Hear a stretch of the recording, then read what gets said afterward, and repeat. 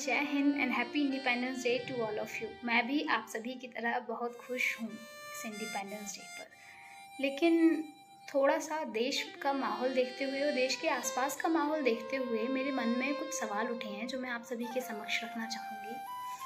सर्वप्रथम यह है कि हमने आज़ादी जिन सिद्धांतों पर ली है, जैसे कि सत्य और अहिंसा। भारत ने सत्य और अहिंसा के सिद्धांत का पाठ पूरे विश्व को सिखाया है। हमने इन सिद्धांतों पर अडिग होकर आज़ादी ली है। तो क्या यह सिद्धांत आज भी हमारे अंदर मौजूद हैं? यदि हैं तो फिर कैसे इतनी हिंसक और भयावह दुर्घटनाओं को अंजाम मिल रहा है?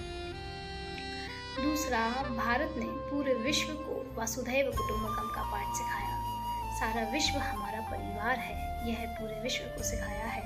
तो फिर हम कैसे किसी के बारे में गलत सोचने या गलत करने के पहले ये नहीं सोचते हैं कि हमारे परिवार का हिस्सा है?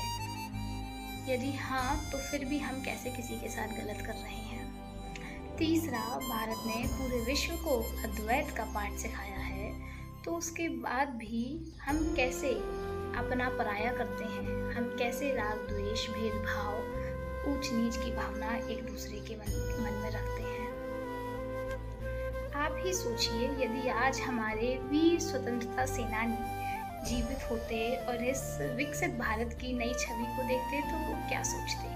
यकीनन वह बहुत खुश होते, क्योंकि भारत ने पिछले इतने वर्षों में बहुत गति के साथ कार्य किया है और भारत बहुत आगे बढ़ भी रहा है। तो वह एक तरफ खुश होते और दूसरी तरफ दुखी भी होते, क्योंकि जो हमारे मूलभूत सिद्धांत हैं उनको हम खो चुके हैं।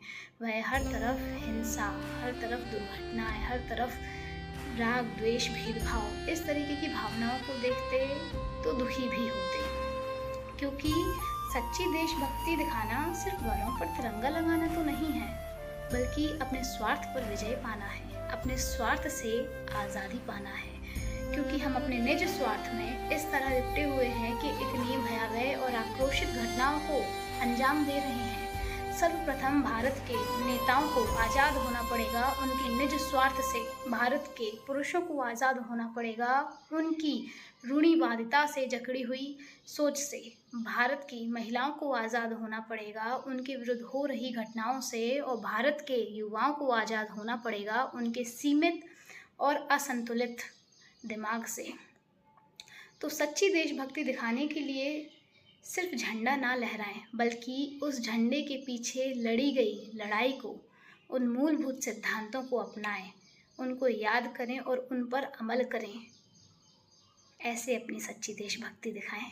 जय हिंद, जय भारत।